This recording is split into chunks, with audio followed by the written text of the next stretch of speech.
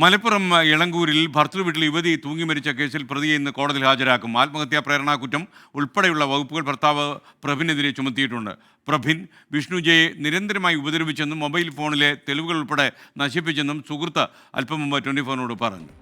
ഞാൻ ജോലിയായിട്ട് ഇയാൾക്കെതിരെ എൻ്റെ ഫോണിലുള്ള എല്ലാ തെളിവും ഞാൻ ഇതാക്കും. കാരണം അയാൾ കുറേ ആരോപണങ്ങൾ പറഞ്ഞു അവൾ ഉപേക്ഷിച്ചിട്ട് പോകുമെന്ന് പറയുമ്പോൾ നിനക്ക് മറ്റു പലരോട് ബന്ധമുണ്ടെന്നുള്ള രീതിയിൽ ഞാൻ പറയും. ഞാനത് പറഞ്ഞുണ്ടാക്കും. നിന്നെ സമാധാനത്തോടെ ജീവിക്കാൻ ഞാൻ അനുവദിക്കില്ല. ഈ രീതിയിൽ നിൻ്റെ ഫാമിലിയെ ഞാൻ നാണം കെടുത്തു. ഈ രീതിയിൽ അവൾ ഒരുപാട് ബ്ലാക്ക്മെയിൽ ചെയ്തിട്ടുണ്ട്. അവളിതിനു മുമ്പ് കഴുത്തിന് ഏറി പിടിച്ചിട്ടുണ്ട്. അതേപോലെ അവളെ ഫോഴ്സ് ചെയ്ത് സെക്സ് ചെയ്യാൻ വേണ്ടിയിട്ടൊക്കെ ആണെങ്കിലും ഭയങ്കരമായിട്ട് ഫോഴ്സ് ചെയ്യും. അവളായിട്ട് ഇത് ചെയ്തതിന് ശേഷം ശാരീരിക ബന്ധത്തിൽ ഏർപ്പെട്ടതിന് ശേഷം അയാൾ പിന്നെ നിന്നെ മറ്റു പലരും ഈ രീതിയിൽ പിടിച്ചില്ലേ, നിന്നെ അവിടെ പിടിച്ചില്ലേ, ഇവിടെ അവരൊക്കെ പിടിക്കാറില്ല, ആ രീതിയിലൊക്കെ അവൾ ഭയങ്കരമായിട്ട് മാനസികമായിട്ട് ഭയങ്കരമായിട്ട് ബുദ്ധിമുട്ടായിരുന്നു.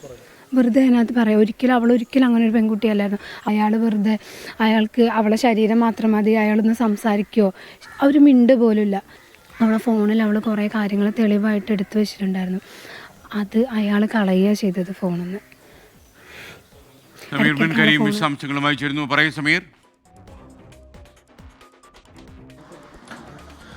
എസ് കെ എൻ നിലവിൽ ഈ വിഷ്ണുജിയുടെ സുഹൃത്തിന്റെ വെളിപ്പെടുത്തലാണ് നമ്മളിപ്പോൾ കേട്ടത്. നിലവിൽ ഈ കേസിൽ അറസ്റ്റിലായിരിക്കുന്ന ഭർത്താവ് പ്രഭിനെ നിലവിൽ മലപ്പുറം ഡിവൈഎസ്പി ഓഫീസിലേക്ക് എത്തിച്ചിരിക്കുകയാണ്. ഡിവൈഎസ്പി സിനോജിനടുത്തേക്കാണ് എത്തിച്ചിരിക്കുന്നത്. അദ്ദേഹമാണ് കേസിന്റെ അന്വേഷണ ചുമതലയുള്ളത് അദ്ദേഹത്തിനാണ്. അദ്ദേഹത്തിന്റെ അടുത്ത് ഈ പ്രതിയെ എത്തിച്ചിരിക്കുകയാണ്. അല്പസമയം അദ്ദേഹം ഈ ഡിവൈഎസ്പി ഈ പ്രതിയെ നേരിട്ട് ചോദ്യം ചെയ്യും. അതിനുശേഷം ഏതാണ്ട് ഒരു 11 മണിയോട് കൂടെയായിരിക്കും മഞ്ചേരി കോടതിയിലേക്ക് ഈ പ്രതിയെ ഹാജരാക്കുക എന്നുള്ളതാണ് നിലവിൽ നമുക്ക് ലഭ്യമാകുന്ന വിവരം. ഇയാൾക്കെതിരെ നിലവിൽ ആത്മഹത്യാ പ്രേരണ ഒപ്പം തന്നെ സ്ത്രീ പീഡനം എന്നീ 2 കുറ്റങ്ങളാണ് ഇയാൾക്കെതിരെ ചുമത്തിയിരിക്കുന്നത്. ഇന്ന് അല്പസമയം മുന്നെയാണ് 24 ഈ വെളിപ്പെടുത്തൽ പുറത്തുവിടുന്നത്. ഈ പെൺകുട്ടിയുടെ അല്ലെങ്കിൽ ഈ ആത്മഹത്യ ചെയ്ത സുഹൃത്തിന്റെ ഈ വിഷ്ണുജിയുടെ സുഹൃത്തിന്റെ വെളിപ്പെടുത്തലാണ് നമ്മൾ പുറത്തുവിടുന്നത്. പ്രധാനമായും പറഞ്ഞിരുന്നത് കടുത്ത പീഡനമാണ് ഈ വിഷ്ണുജ നേരിട്ടത്. പ്രത്യേകിച്ച് ഈ വിവാഹബന്ധം വേർപ്പെടുത്താൻ വരെ തയ്യാറായപ്പോൾ പോലും അത് വേർപ്പെടുത്തി കഴിഞ്ഞാൽ തന്നെ അപമാനിക്കും, കുടുംബത്തെയും അപമാനിക്കും എന്നടക്കമുള്ള കാര്യങ്ങളാണ് പ്രധാനമായും പറഞ്ഞത്.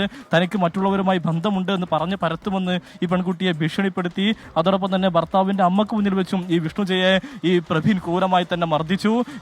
ആ സമയത്ത് പരാതി നൽകുമെന്ന് വിഷ്ണുജ പറഞ്ഞപ്പോൾ ഈ ഭർത്താവിന്റെ അമ്മ പറഞ്ഞത് അങ്ങനെ പരാതി നൽകുകയാണെങ്കിൽ തന്റെ കൂടെ ഒരിക്കലും തന്നെ നിൽക്കില്ല എന്നായിരുന്നു ഈ ഭർത്താവിന്റെ അമ്മ കൃത്യമായി തന്നെ പറഞ്ഞത്. ഏതായാലും പിന്നെ അതോടൊപ്പം തന്നെ ഒരു ലൈംഗിക ബന്ധത്തിന് മാത്രമാണ് ഈ വിഷ്ണുജയെ പ്രതി ഉപയോഗപ്പെടുത്തിയത്. കാര്യമായി സംസാരിക്കാൻ ഒന്നിനും തന്നെ ഈ പ്രതിയായിട്ടുള്ള ഭർത്താവ് ഈ പെൺകുട്ടിയോട് സംസാരിക്കാൻ തയ്യാറായിട്ടില്ല എന്നുള്ളതാണ് ഈ സുഹൃത്ത് കൃത്യമായി തന്നെ വെളിപ്പെടുത്തുന്നത്. അതോടൊപ്പം തന്നെ ഈ പെൺകുട്ടിയെ ഹോസ്റ്റലിലേക്ക് മാറ്റി അത് പിന്നീട് തിരികെ വീട്ടിലേക്ക് വരാൻ പോലും ഒരു ഘട്ടത്തിൽ പോലും അനുവദിച്ചില്ല എന്നും ഈ പെൺകുട്ടിയുടെ സുഹൃത്ത് വെളിപ്പെടുത്തുന്നു. അതോടൊപ്പം തന്നെ ഈ വിഷ്ണുജയുടെ വാട്സാപ്പ് ഈ വിഷ്ണുജ അറിയാതെ തന്നെ ഭർത്താവിന്റെ മൊബൈലിൽ കൂടി കണക്ട് ചെയ്യുന്ന രീതിയിലേക്കുള്ള ഒരു സംഗതി ഈ ഭർത്താവ് പ്രഭിൻ ചെയ്തിരുന്നു.